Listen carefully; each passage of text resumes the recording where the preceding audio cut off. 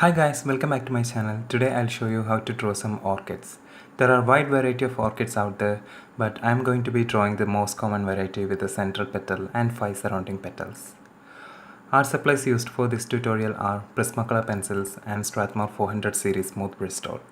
The colors are listed below in the description. I'm starting off with an outline as usual.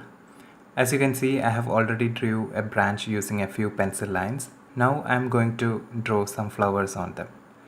These flowers have a central petal pointing downwards, so I'll draw it first. It is fairly small compared to other petals, but it is oddly shaped with a scalloping edge.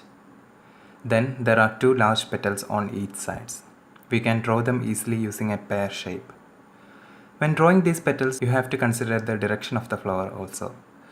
When we are looking straight at them, we can draw them easily with two similar petals on each side.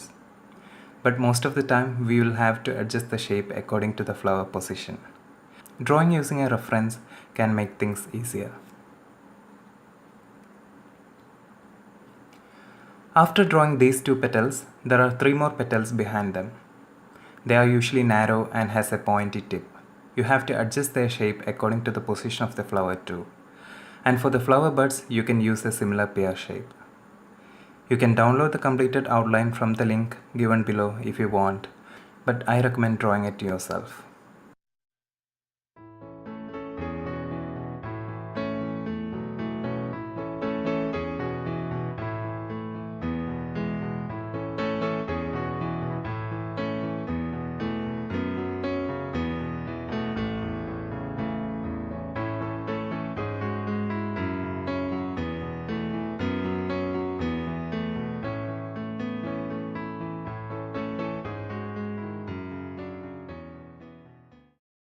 Now we can start coloring the flowers. To make it simple, I am only using a few colors here. You don't have to use the exact colors I am using. You can just pick a similar color from your preferred brand of pencils. Here I am starting off with the stalk using some peacock green and dark grey. Here the stalk is mostly away from the light because of the flowers. So I am using 90% cool grey to darken that green. We can burnish it later to make the edges clean.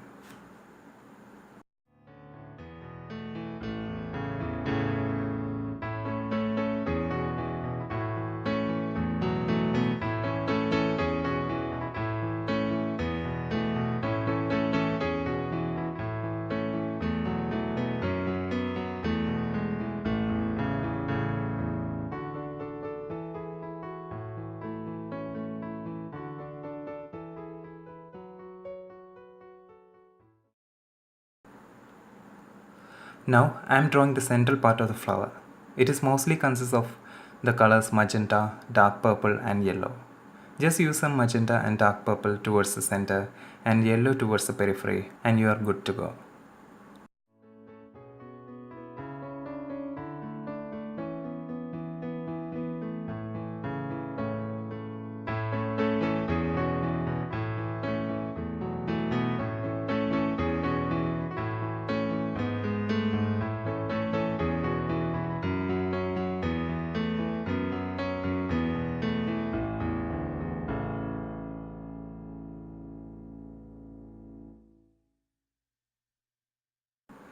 Now we'll use the color hot pink for drawing the other petals.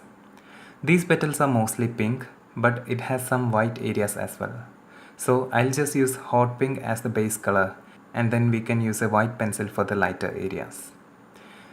These petals are pinkish towards the periphery and whitish towards the center. So use more layers of pink towards the periphery and less towards the center. You can even use some magenta for the really dark areas. I am mostly using layering method I mentioned in my blending tutorial for this part. You can watch it from the card above if you haven't watched it already.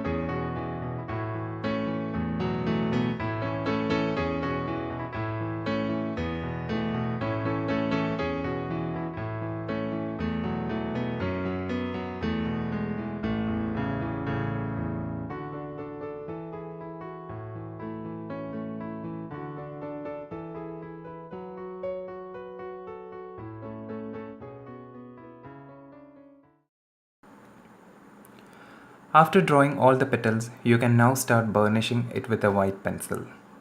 For that, you just have to use a white pencil and blend the colors with some pressure. These petals are having a central white area and pink color towards the periphery, but it is also having a thin line of white near the edge of the petals. We can draw it using a white pencil by applying some pressure. This way, you can complete all the petals. Just try to make it as smooth as possible.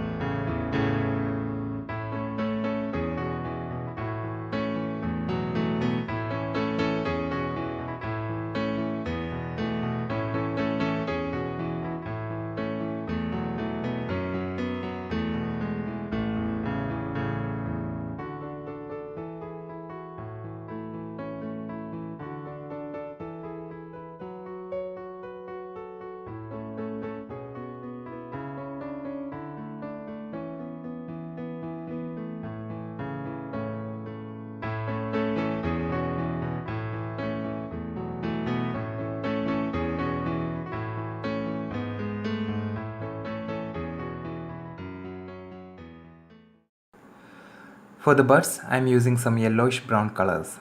Here I am using the color artichoke from Prismacolor. You can also mix some pinks and greys for making it a bit more natural.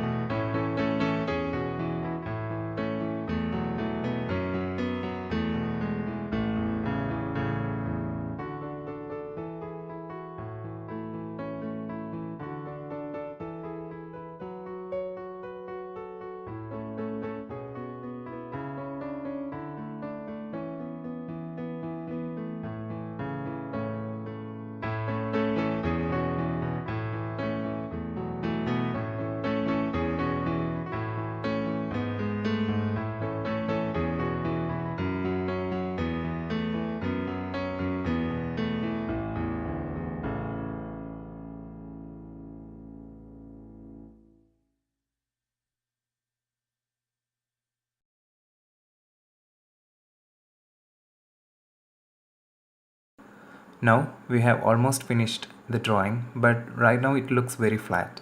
For making the drawing a bit more natural, we have to draw the shadows as well. For drawing the shadows, I am using 30% and 50% French grays. You should use a sharp point always and use the layering method to draw the shadows.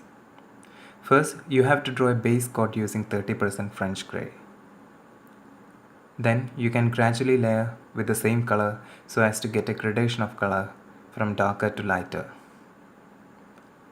Darker color should be towards the flowers.